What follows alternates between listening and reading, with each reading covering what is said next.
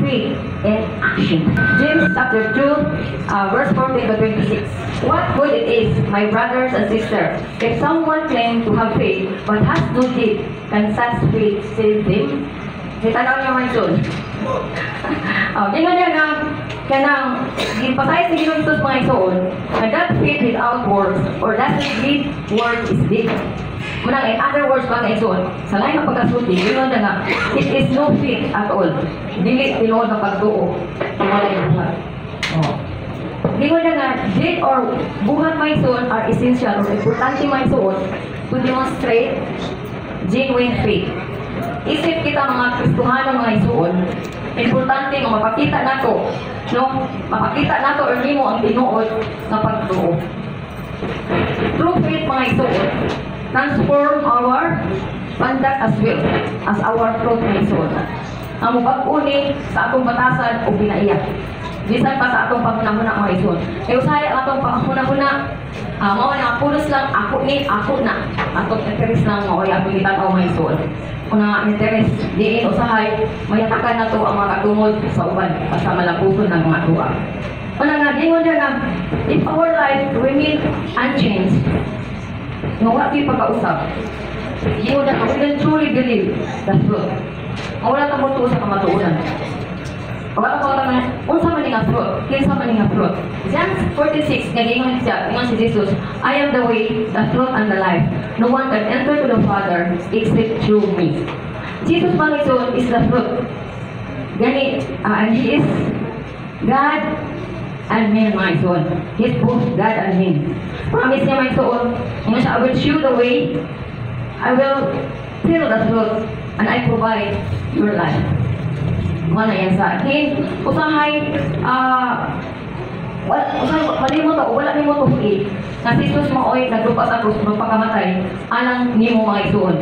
Diin, pinansin mo pagto, pagdawat ka niya, makabatid ka o kinabuhi, walay katapusan. Living faith in Christ will always respond to the need of others mga isuon. With action. Not mere lip service ka lang. Saba pa lang ba? O, lagi niyo mo sulot ang tulog kati. Ang tulog kati mga isuon, mga maulang imong time, imong talent, o pressure mga isuon. Diin ang time ni mo may, diin, imong ma-share your time with others mga isuon. Muna nga mugula ka sa imong comfort zone. No? Kaya mo, ma-involve ni mga isuon o sacrifice. No? Kaya ang pagtabang mga isuon, di lang sa kwarta. Anak, kung nakay time, kaya kung magkakatag ka niya o comfort, labi na kung naa siya sa kagulaanan.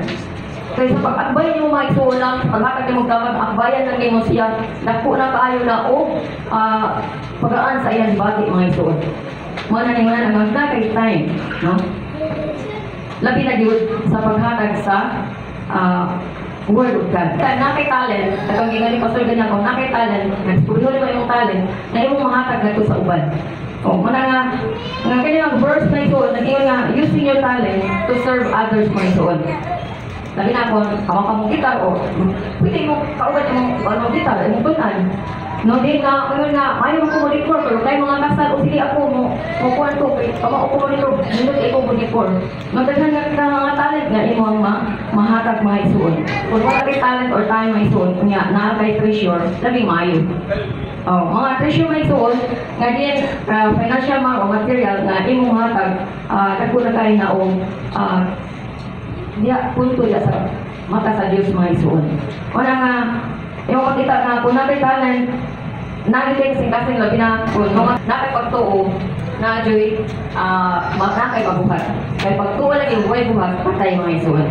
Sa verse 17, atong naman in the same way, faith by itself, it is not accompanied by action, deed. Klaro ka niya isulti.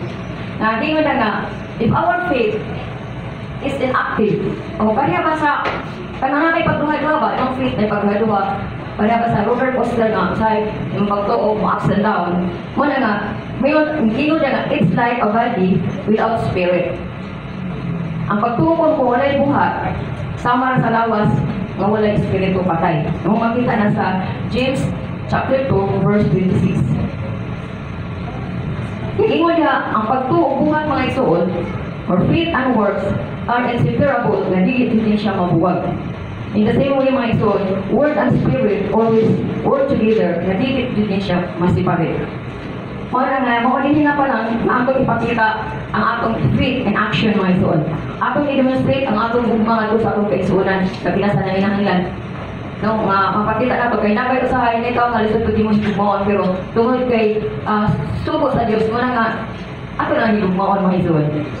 Kung ano nga, gingon compassion to people and obedience to God. Wag yun na importante diin ang pagkamasilutan ng diya sa buhay na Diyos.